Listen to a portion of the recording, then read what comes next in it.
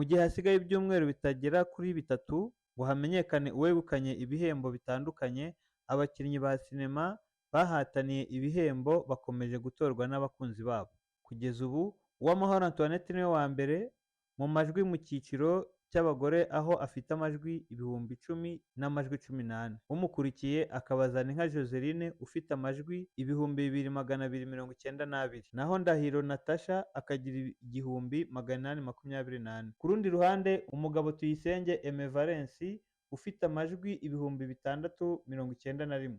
Agakurikirwa na Kiramani ufite amajwi 3,603. Naho ku mwanya wa gatatu hakaza Hategekimana Leonard ufite amajwi 295. Uteranyije amajwi y'abahatanye mu cyiciro cy'abagore, usanga bose hamwe bafite amajwi 25,428.